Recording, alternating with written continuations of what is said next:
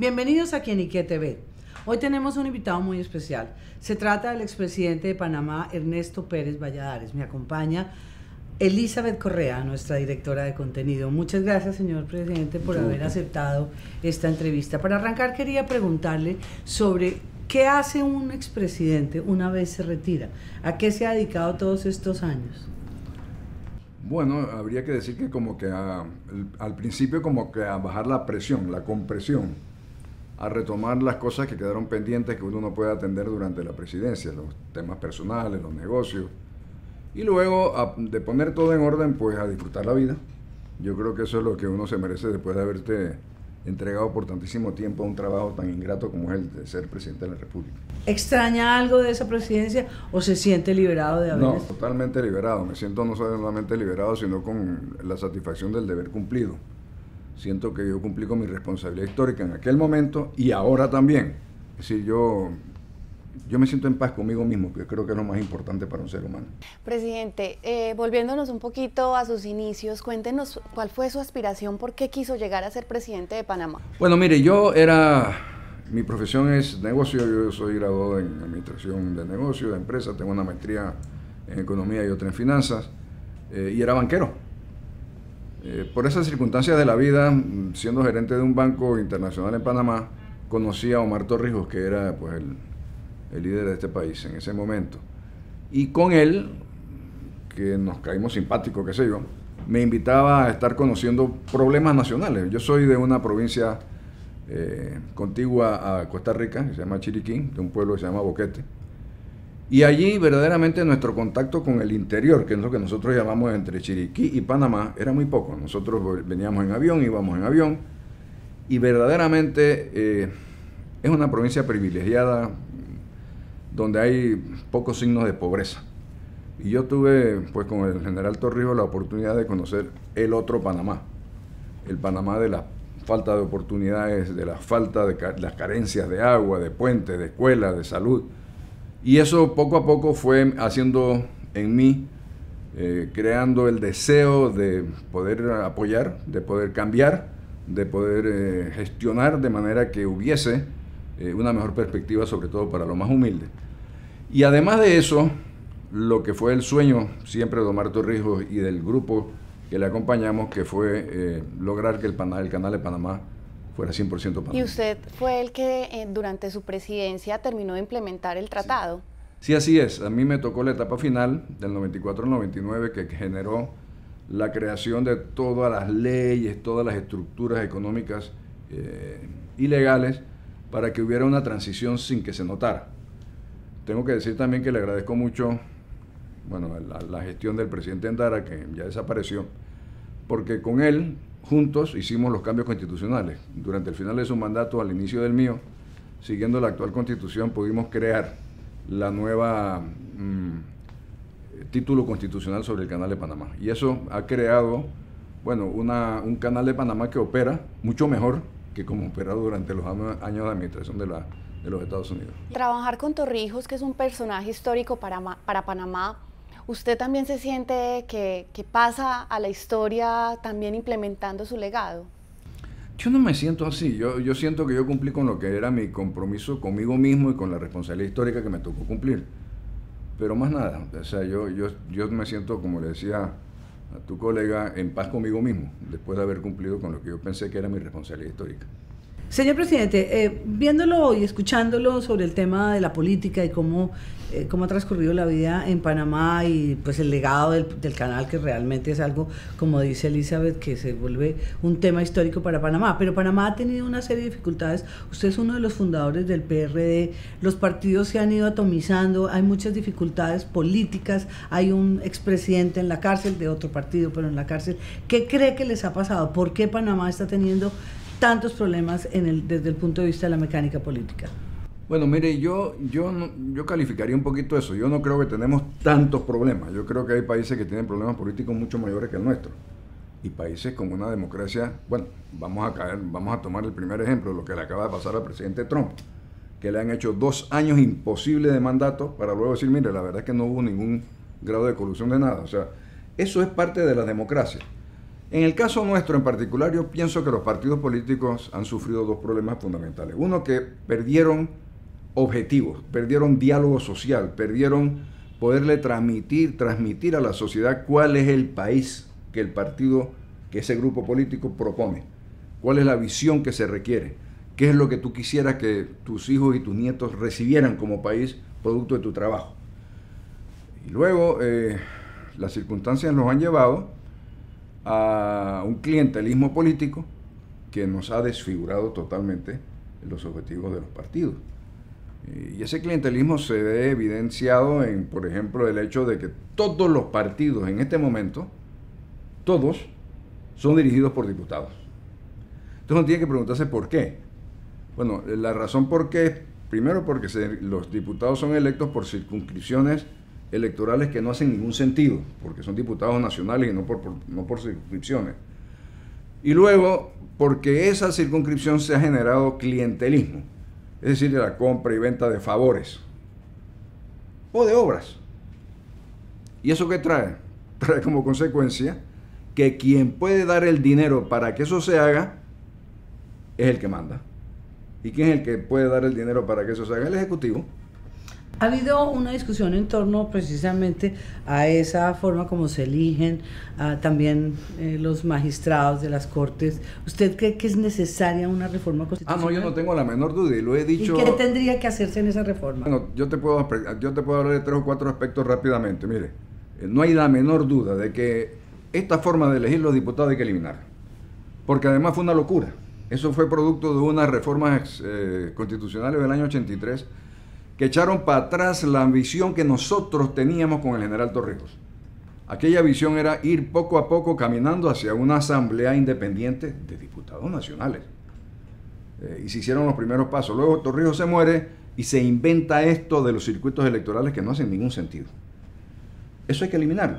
Usted tiene que crear una asamblea nacional de diputados o provinciales o nacionales, y mucho menos de lo que tenemos. Y luego usted tiene que darle valor, fortaleza a la Asamblea Nacional de Representantes de Corregimientos como los que deben solucionar los problemas de sus comunidades. O sea, dígame usted, ¿qué obligación tiene un diputado de estar chequeando de que la escuela de su corregimiento, uno de los 5 de su circunscripción, no tenga techo? Eso no es su problema, es el problema del representante de corregimiento. Así que esa es una reforma evidente. Conjuntamente con eso, no hace ningún sentido que a los diputados los juzguen los magistrados de la Corte y que los magistrados de la Corte los juzguen los diputados. No, señor, son ciudadanos por encima de cualquier cargo, son ciudadanos y en consecuencia la ley se debe aplicar por igual a todos los ciudadanos. No hace ningún sentido en la cultura política nuestra la forma de designar los magistrados de la Corte. ¿Por qué el presidente tiene que tener ese? No, no tiene por qué tenerlo. Déjele que cuando haya una vacante en la Corte puedan aspirar cualquiera de los miembros del órgano judicial y que sea un examen, como se hace en otros lados, y el que saca el mejor puntaje en ese examen, ese es, punto, se acabó. Eso le permite una movilidad a profesionales que tienen 20 y 30 años de estar haciendo justicia. Y luego usted tiene que crear los mecanismos de independencia de esa Corte. Asígnele un presupuesto fijo, un porcentaje del Producto Interno Bruto, un porcentaje del presupuesto nacional, lo que usted quiera, pero que no tenga que venir todos los años a mendigar presupuesto al Ejecutivo. Esas dos reformas para mí son fundamentales. Y quizás la más importante es el tema de la educación. Yo creo que la reforma constitucional debe incluir la creación de un fondo especial usando los dineros del Canal de Panamá, parte de ellos, 30, 40, 50% de lo que nos da al Estado panameño, para inversión en calidad educativa. Si usted toma los números en Panamá y los compara con América Latina, el gasto por estudiante del Estado es uno de los más altos, si no el más alto de América Latina. Sin embargo, la calidad de lo que estamos recibiendo no es igual. Entonces, inversión social en educación usando los dineros del canal para lograr la educación de calidad que el país necesita. Y tiene que ser constitucional para que el próximo gobierno no se le ocurra ese nombre. Eso, la verdad es que vamos a dejar eso al lado. Tiene que ser una inversión sostenida por lo menos una generación. Perdón. ¿Esa sería entonces, presidente, como la hoja de ruta que usted creería que debe tomar el que sea elegido presidente de Panamá, o le queda algún otro punto por fuera? Puntos por fuera quedan muchos, ¿no? Pero yo creo que si se concreta a los cambios constitucionales en ese sentido, haría una diferencia positiva para las próximas generaciones. Presidente, yo quiero cambiarle un poquito de tema. Al inicio de nuestra conversación usted nos hablaba sobre el tema de las redes sociales. ¿Usted cree que en Panamá, como en el resto del mundo, ha cambiado un poco la forma de hacer política debido a todo lo que se vive a través de Internet y de las redes? Sí, por supuesto que ha cambiado muchísimo. Le ha impreso una velocidad inaudita, no solamente al tema político, a todos los acontecimientos. Y ha creado una cultura diferente. A mí me gusta mucho por lo participativo, pero de alguna manera hay que tener cuidado en la calidad de las participaciones.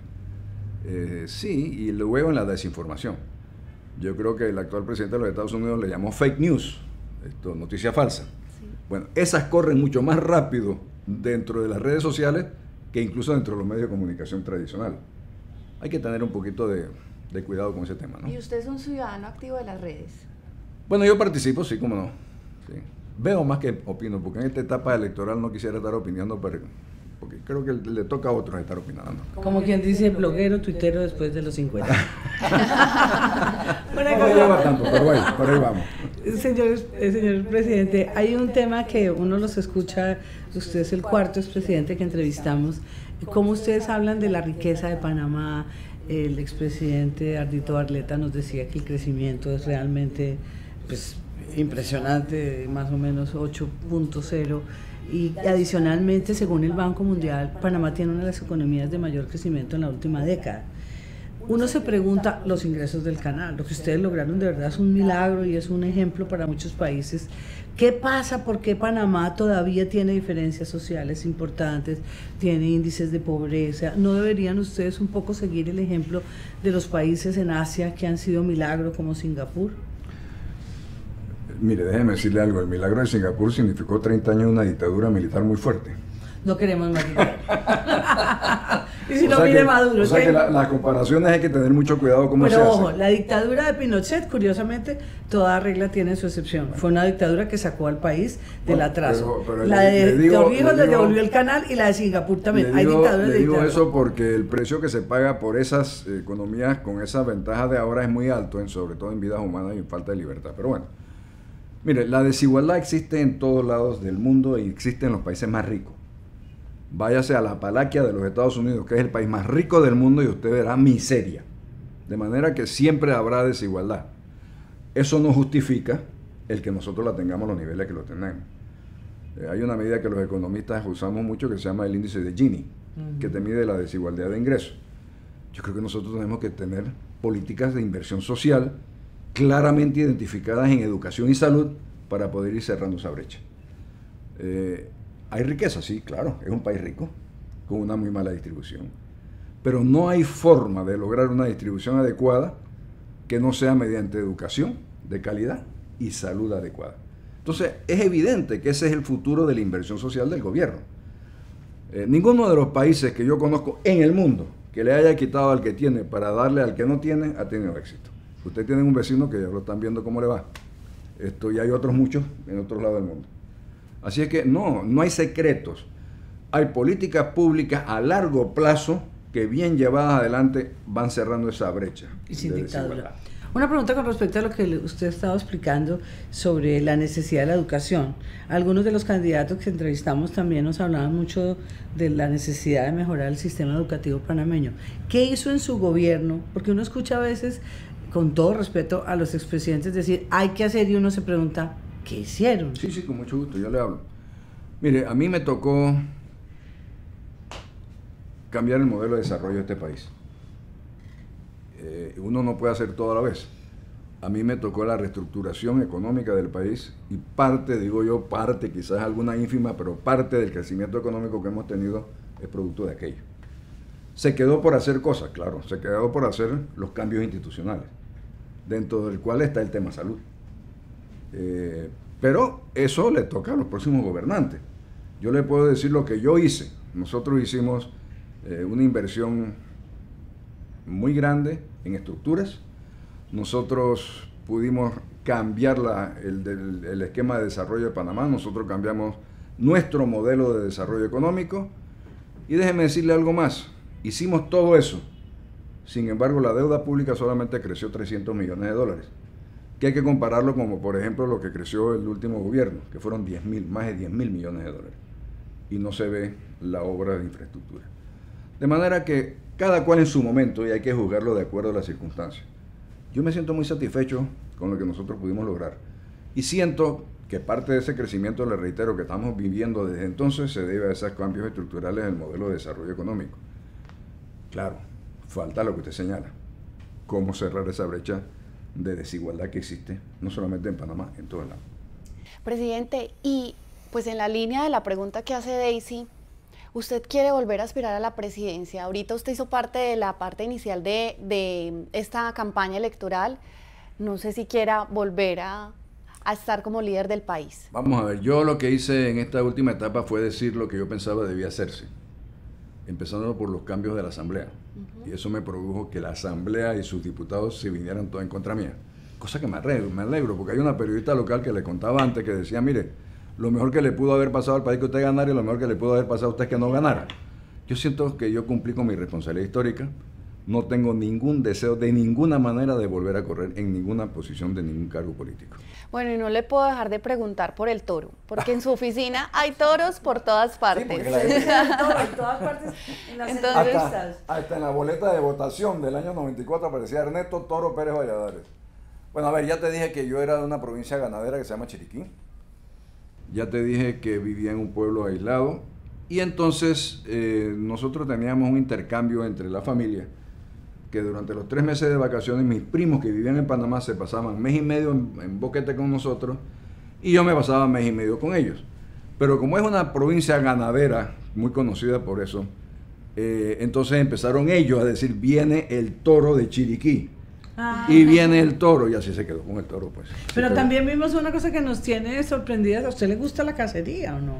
Sí, mucho.